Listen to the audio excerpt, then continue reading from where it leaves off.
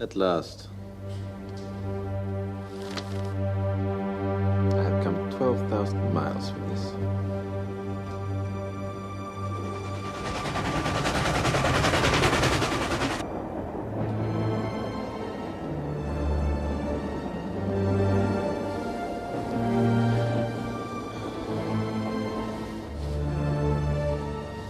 Don? Can't sleep, Jess. You all right? Yeah, I'm all right. Just thinking. Board has been put in its place and you're back doing what you do best. Just go out there tomorrow and hit him for 6.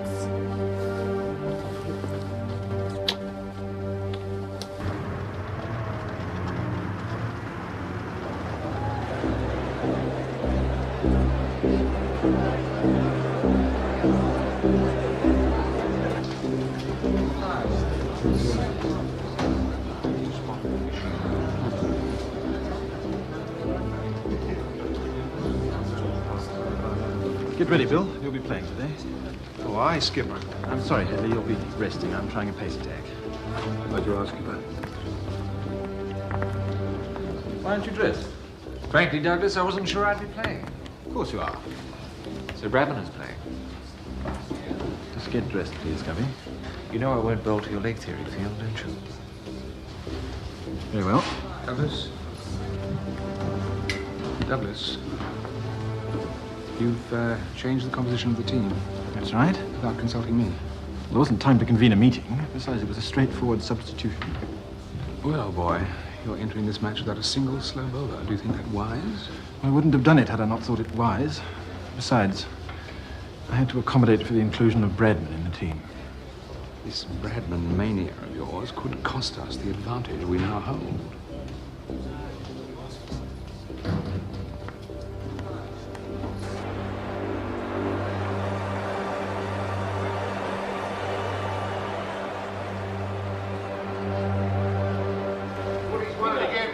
Good on you, Carl. Beauty. Batting, Don.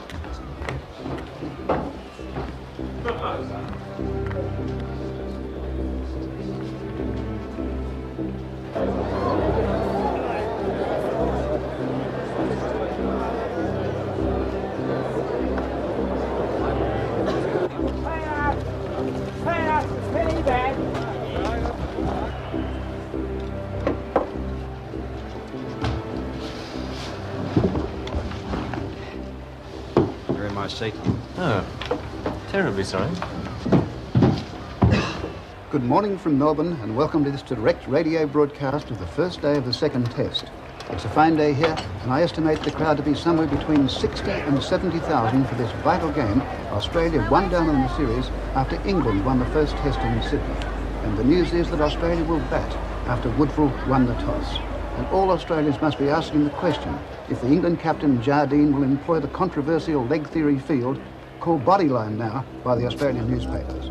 We're ready now for the first ball of the second test. It's an orthodox field. We have Larwood running into bowl to Fingleton. He runs up now and bowls, and Fingleton plays it away on the offside, and he and Woodfull are going to scamper through for a single. That ball was pitched up right on the stumps. It wasn't short, and Australia has a run on the ball. And of course, there are high hopes here for the Australian hero Don Bradman, who'll be batting in this match after missing the first test in Sydney through illness. At the end of the first over, Australia none for 5 with Fingleton 5, Woodfull made score. Sounds like Don won't be in for a while. Think I'll put the kettle on. You stay for a couple, won't you, Carl? Oh, heck no. Let's just bring on with the rest of these. On the scoreboard, the left-hand Brian will come in at first wicket down, and Don Bradman is listed to bat at number 4 for Australia. And now it's Larwood to bowl to Fingleton. It's short, and Fingleton hooks through the leg side field to be a couple. Here, it's getting out towards the boundary. They come back for a second one, and Fingleton runs on to 17. 17, Woodfull 10. Australia no wicket for 27. Australia going well, and this pitch looks easier paced than the one for the first test in Sydney. Now it's back to a new over from Allen. He'll be bowling from the far end to Woodfull, and Woodfull goes back and he's beaten and bowled. Woodfull is out, and from none for 27, Australia 1 for 27.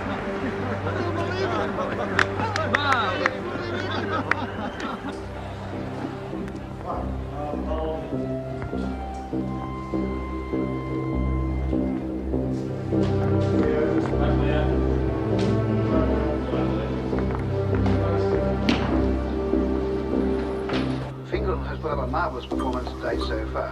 He and O'Brien have continued to resist the fast bowling, and the Australian skipper, Bill Woodfull, has wisely used O'Brien to take the sting out of Larwood's attack before Bradman comes in. So the stage, therefore, is set for a major innings by Don Bradman.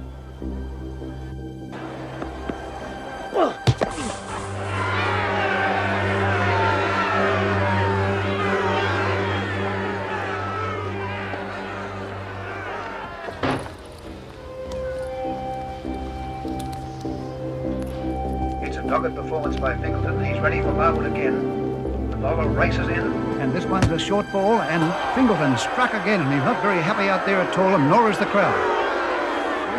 Bugger off.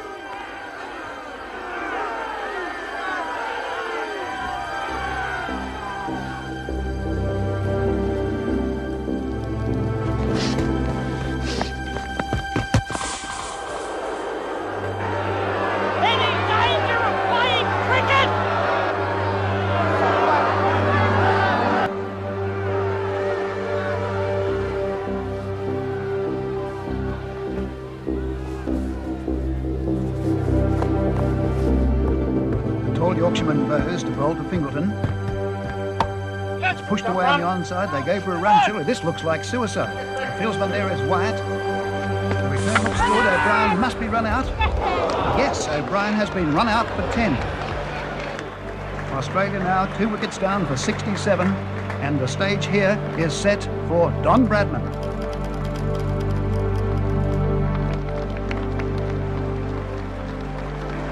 Now we'll see some action.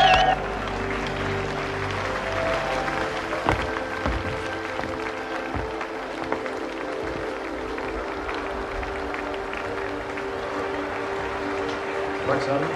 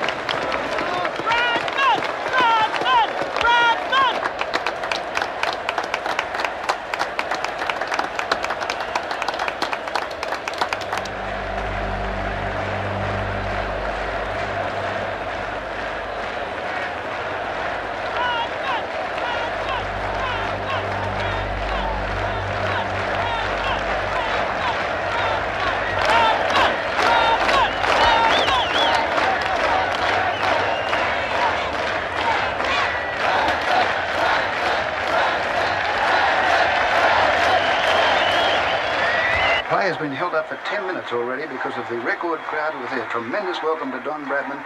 He was applauded from the moment he appeared in...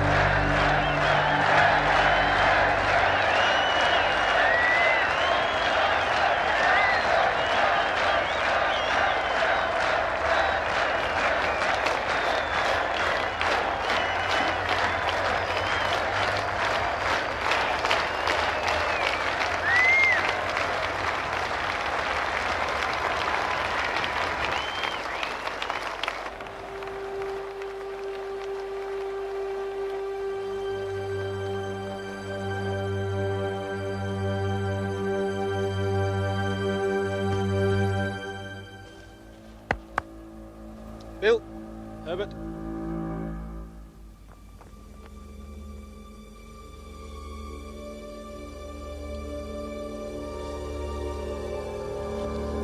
He then signalled to his slip fieldsman to move across to the onside.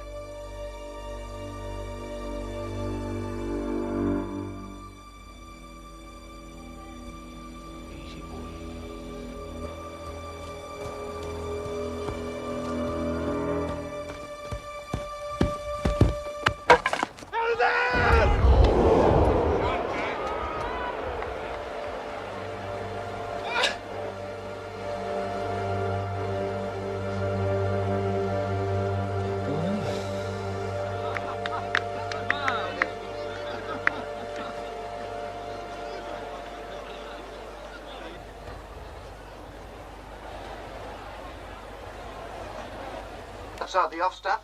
It was an inviting height. Batman tried to step inside it and hook it away to the lakeside boundary, and it must have hit the inside edge and go back under his stumps. I can't believe it. Don Bradman is out first ball, and I've never seen a scene like this at a cricket match in my life. He is walking off the field, and there's not a single sound.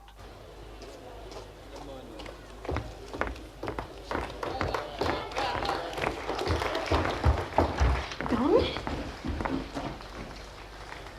I couldn't play another shot like that for £1 million. It could have happened to anyone. But it happened to me, Jessie. I've let them all down.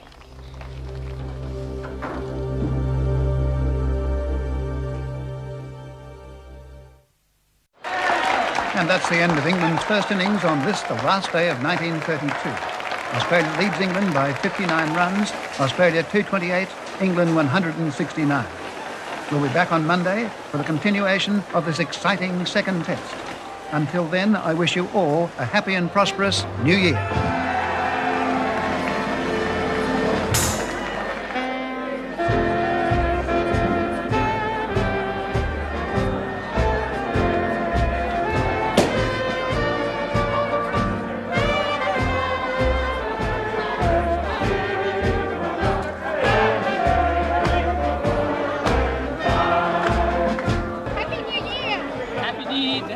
Happy New Year. Now here's Mother.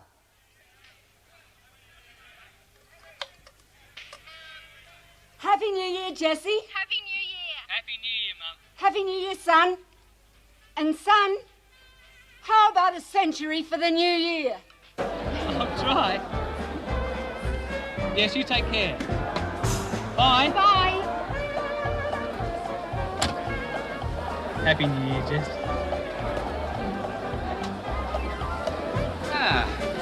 I don't think stop you. Hey, Happy New Year to you both. Happy New Year. You're being called for. Inside. They want you to give them a tune in the old go-in. Ladies and gentlemen, Don Bradman, the master with the willow, the maestro of the ivories.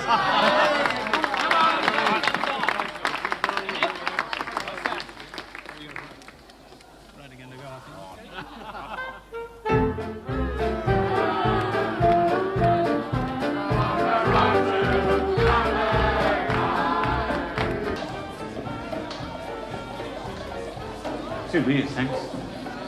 They only serve Australians here, mate. It's on me, Roman. Thanks very much, Chris. Getting pissed tomorrow, you won't be able to do a round with a revolving door. Happy New Year. Yeah. No, Happy New Year. Give us a shot, Harold. Aye, right. Two more, thanks. Schooners. It's nice to see our chaps enjoying themselves. As long as it doesn't affect their performance. Might help. If I may say so, Douglas, they've been under a lot of pressure. There's been some discontent. What about? The fact that we've contained Bradman? Of course not. But some of the lads feel you could be driving Larwood too hard. Has Larwood complained? No, he hasn't. And he won't, because he's a professional. He knows that he earns his money playing cricket. Yes, but the amateurs don't. Some of them are a little worried about our tactics. Oh, Gubby? Well, we all know that Gubby's a friend of Plum. Not just Gubby. There's the Nawab. It's about time His Highness learned that there is one man who decides tactics, and that is the captain. Any man, Royal Highness or not, who doesn't accept that, has no place in my team. Well, I'm just letting you know what the feelings are. I know, Bob. It's very good of you. I suppose that's what vice captains are for.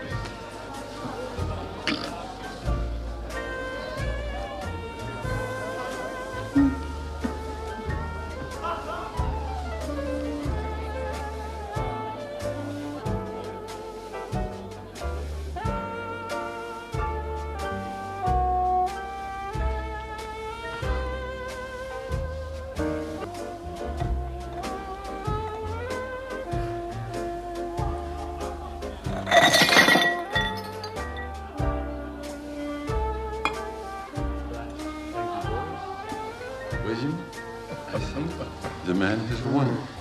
It's good on you, Mike.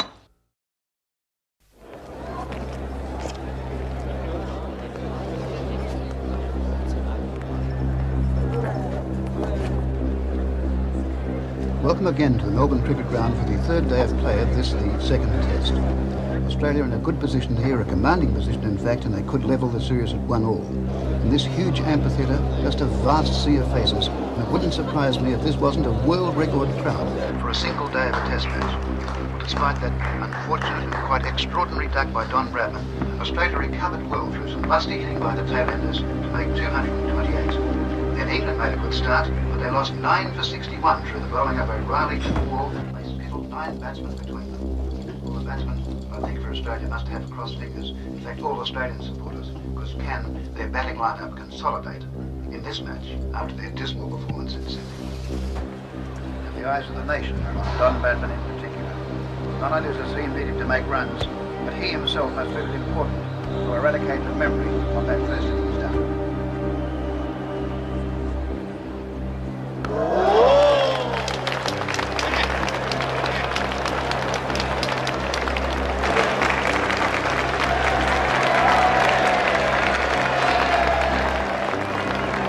England fast bowlers have struggled in two on this pitch, and Captain Jardine must have regrets about not having the services of a quality spin bowler such as Headley Verity. But we're watching now as Larwood comes in again to bowl to left-handed O'Brien. Larwood bowls, O'Brien's beaten, the off-stump goes cartwheeling out of the ground, and O'Brien is out.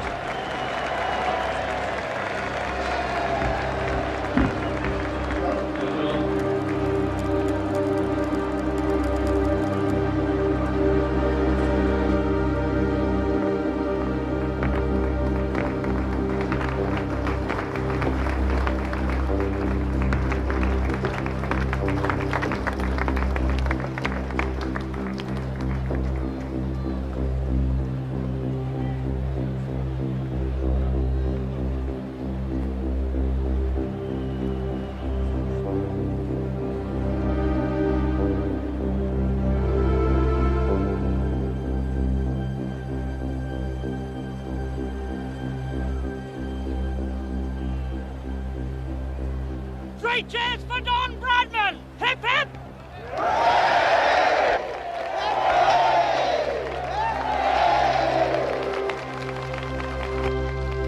And it's an emotional welcome for Australia's greatest cricketer, the magnificent Don Bradman.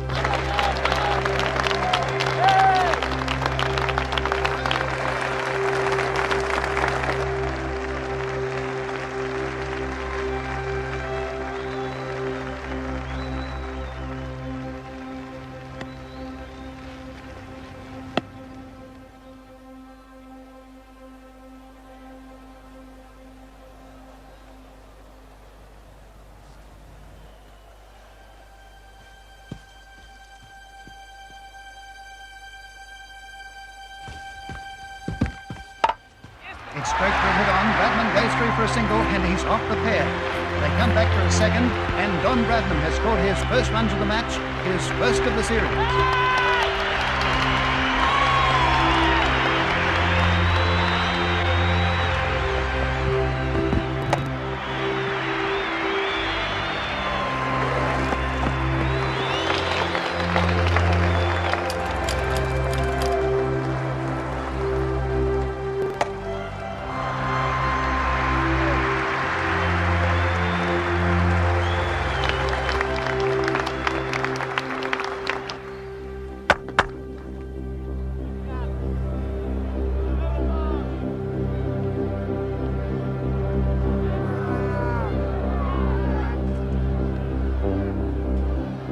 No, Douglas. see that His Highness is a conscientious objector.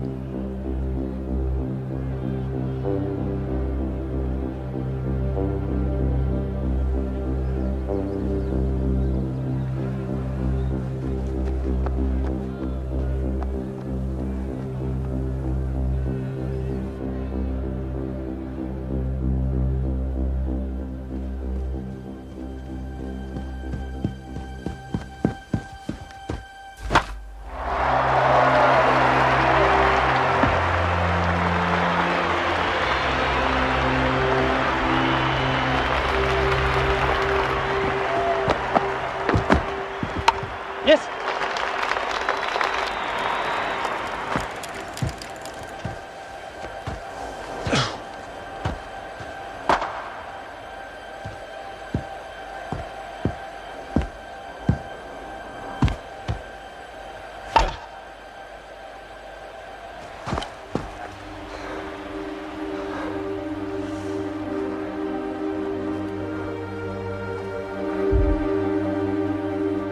Right, Harold?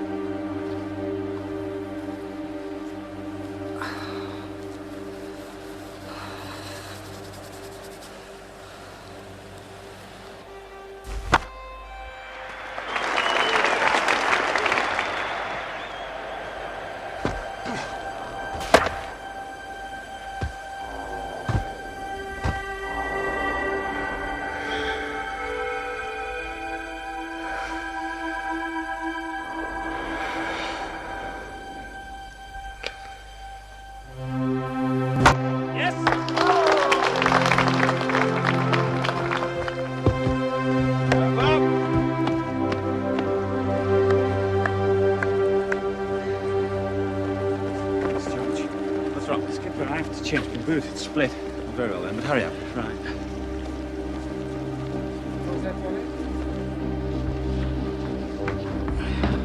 You all right, Harold? Aye. Bloody ground's as hard as concrete.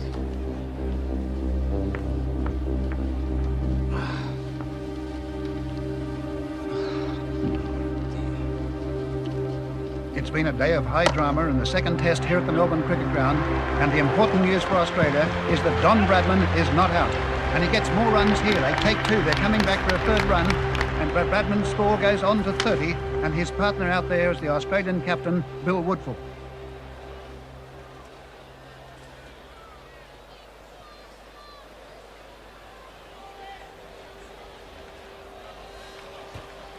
Barwood to bowl to Woodfull. Short, Woodfull hooks, but a great catch there on the short leg. That's Allen who got across, and Woodfull is out for 26.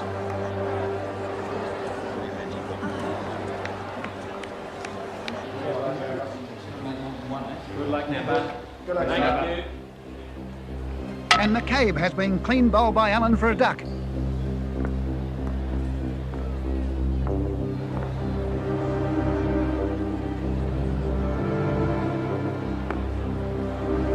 Richardson on 32 is facing the bowling of Larwood.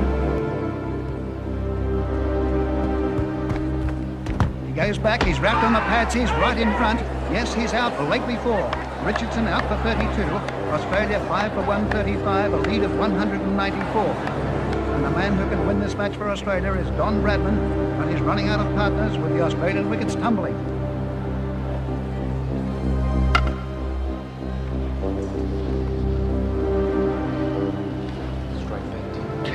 Bradman's sixth batting partner for the day, and he has the strike now against Bowes. Bradman is 83, getting closer and closer to that elusive century. But can he do it? It's not going to be all that easy. He has only the tail end to support him, and they're known in cricket as the Rabbits. And it's Hammond with his medium paces to bowl to Wall. And he's bowled him. Yes, Wall is out for 3, and Australia 8 for 184. Larwood bowls to Bradman. He's on 96. He'll get runs here. They take a single. He goes to 97. They're coming back for the second run. And Bradman goes on for 98. But why did he take that second run? That was the last ball of the over. He'll lose the strike.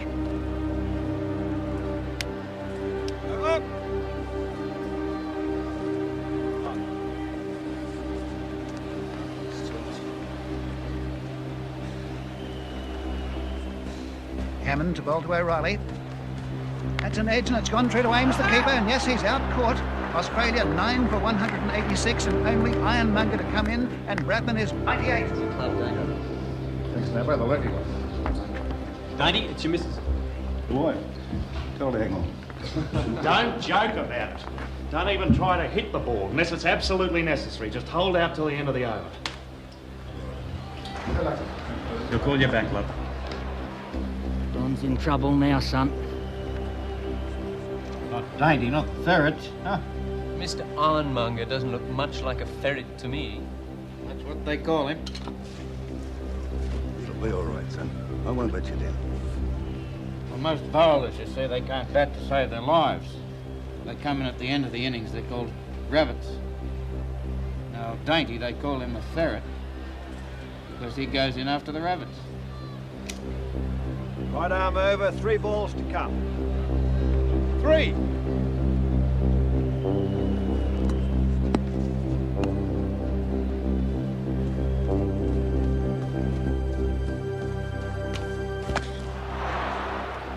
Another coat of varnish. You're a plummy bastard. Ironmonger somehow survived that first ball. There are still 2 balls left in this over from Hammond, and Don Bradman is 98. I can't bear to listen. The ball's back with Hammond at the end of his bowling run.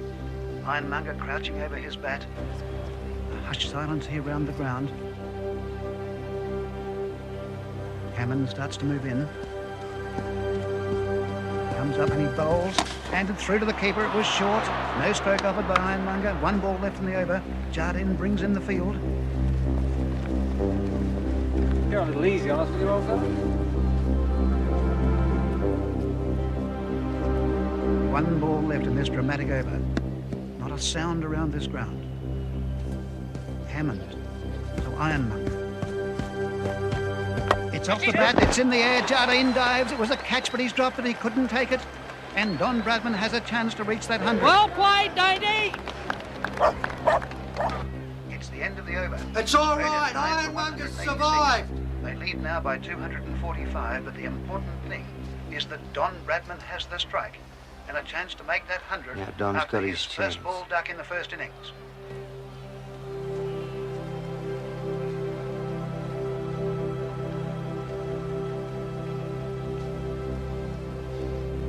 Bowl them short. Dig them in. Bowl them wide.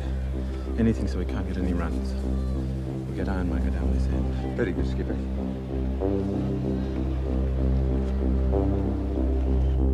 Bradman crouched down over his bat. The bowler is first.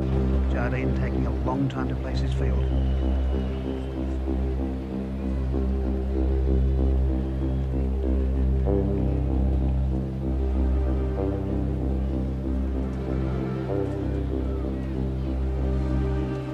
Goes to Bradman. He's pulled round the onside. There'll be runs here. He sets off for the first one. That takes him to 99. They're coming back now for the second. A chase there for Larwood, who's limping. They come back for the second one. That's Bradman's 100. He wants a third. Larwood has it just inside the fence. They're going for the third run. The return comes back, and Bradman will get home. It comes back to the bowler's end, and Bradman dives. I think he's safe, and Don Bradman has reached his century. The crowd goes absolutely wild.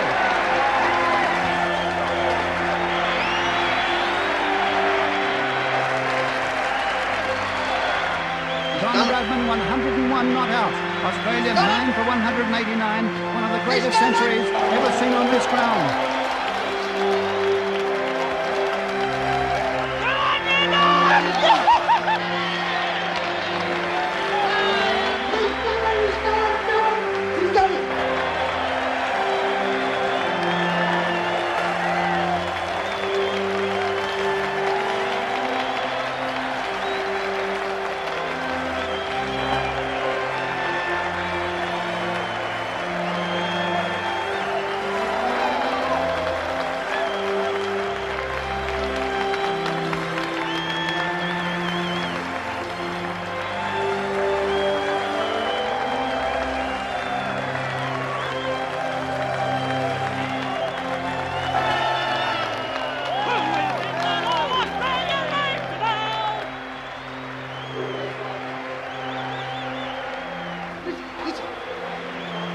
Come and listen to the wireless.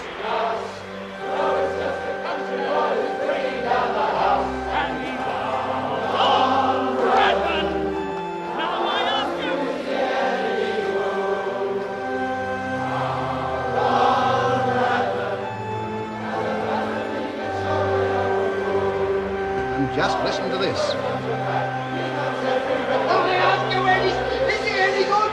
Is he any good?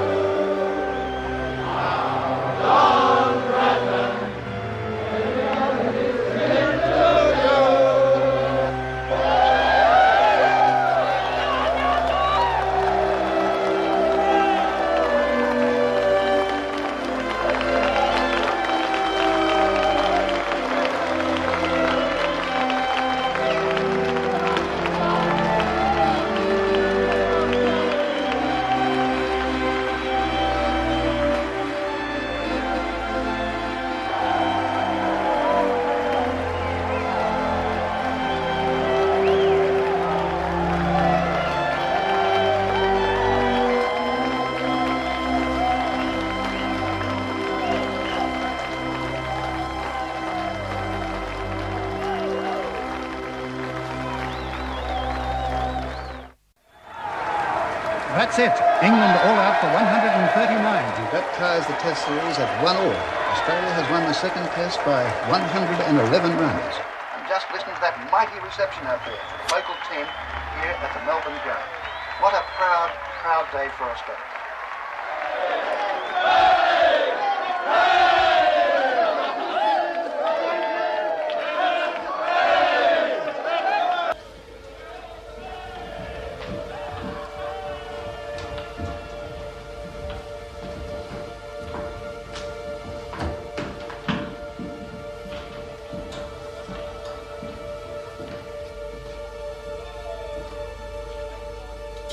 Are you coming to congratulate the Australians?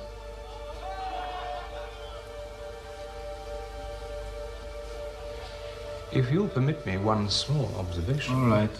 I miscalculated. But the wicket was doctored. What are you saying? That the curator would deliberately go out there? That wicket was deliberately underprepared. Whether the curator acted under instructions or not, I cannot say. I fear you are making excuses for your own errors of judgment. I warned you against acting rashly. And I told you that I shall be making the tactical decisions on this tour. Your obsession with Bradman has clouded all your decision-making, and that is the reason we have lost this test. I shall not allow that situation to repeat itself in Adelaide.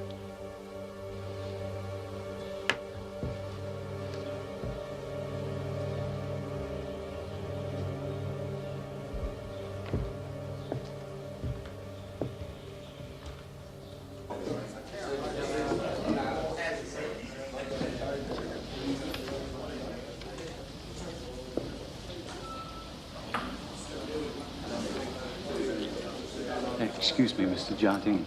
Yes, what is it? Well, I've just discovered I'm to play in social match at weekend. Yes, it'll be the 12th man. Aye, well, I thought I might have a bit of time off before Adelaide. What were you planning to do?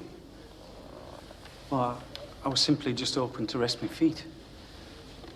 I had to leave the field 4 times in second test. Yes, I'm well aware of it. You spent an hour away from the game, all told. Aye, but I still bowled more overs than anyone else. You would have bowled a lot more if you hadn't been off the field so often. I couldn't help it. My boots kept splitting. I bowled as hard as I could. No, you didn't. None of you did.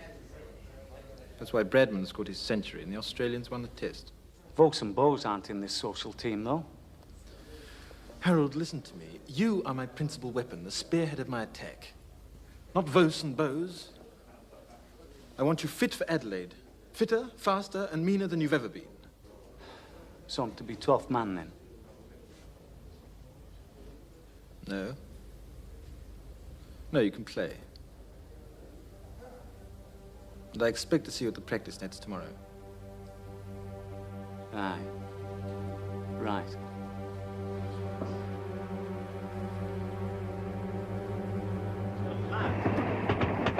Start raving mad. Oh, you just realised that? Aye, he thinks he owns us, body and soul. We are being paid, Harold. Yeah, but not very bloody much. Stop moaning, Paul. Aye, don't warrant treatment like this. Anyway, the amateurs are fed up with them, so I'd better watch out in Adelaide. Can't stop. I'll stay there. I'll have one.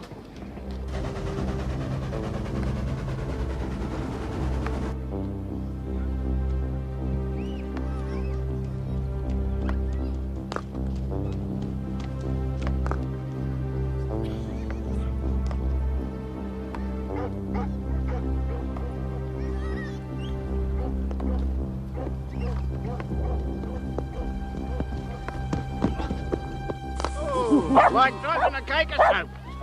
Knock that beach ball off his nut, Harold!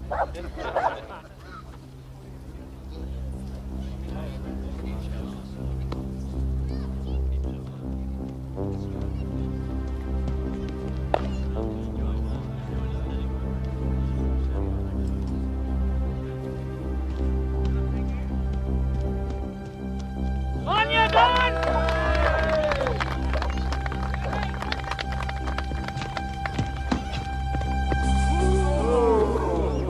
In for a duck. Well bowled, Harold. Good night, fellas.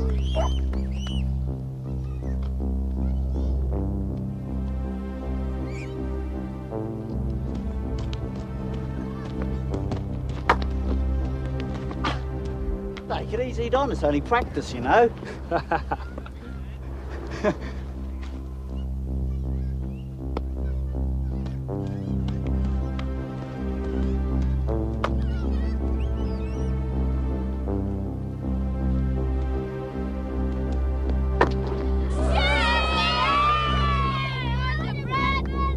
Hey, fancy cat.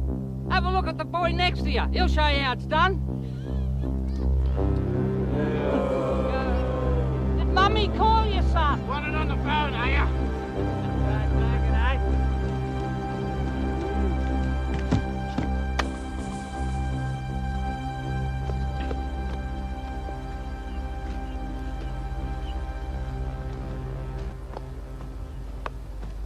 I want this rabble excluded from all further practice.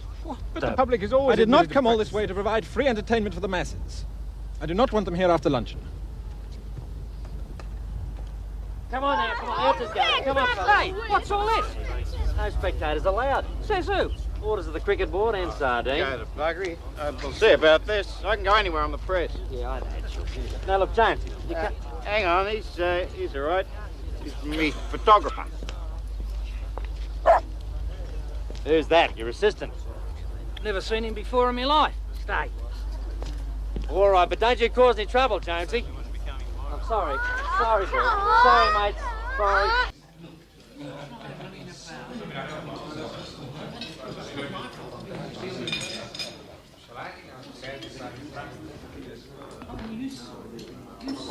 Douglas, there are some members of the press outside who want a statement. Practice is for the players, not for the public. I certainly don't wish to speak to the press about it. My dear chap, we cannot afford to risk any further bad blood. We have already come under attack for our tactics on the field.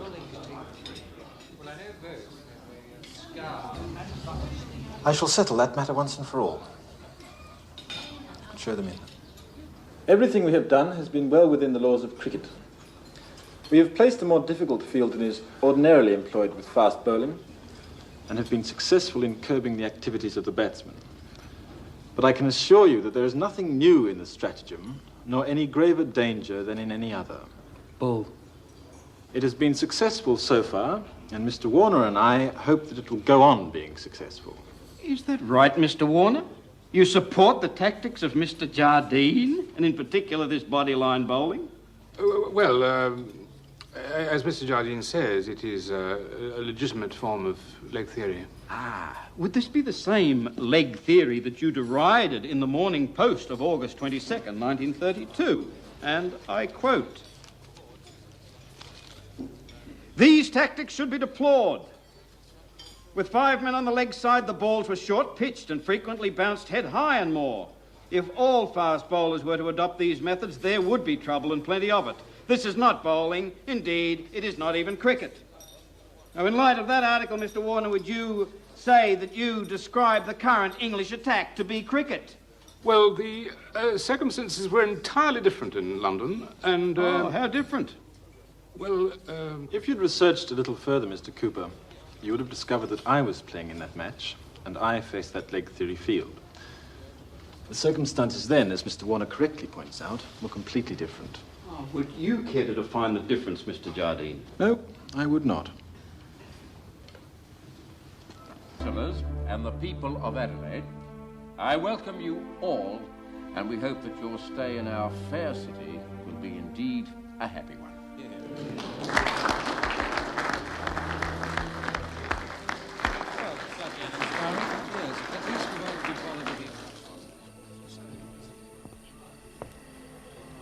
Good Lord. A little cooler out here. It's a little quieter anyway. The sun would be just now setting at my home in India. It truly never sets upon the British Empire. You are very much the empire man, aren't you, Douglas? Ah, it's what makes we British the greatest race on earth.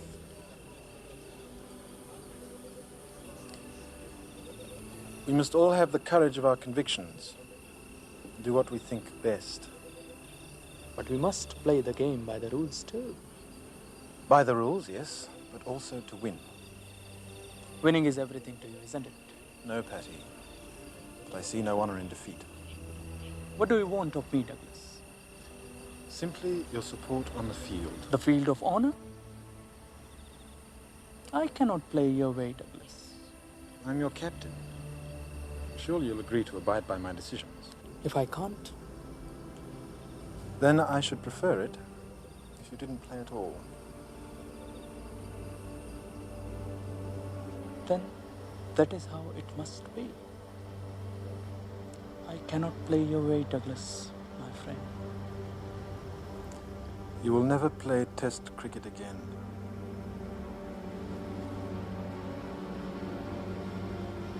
Then I bid you good night.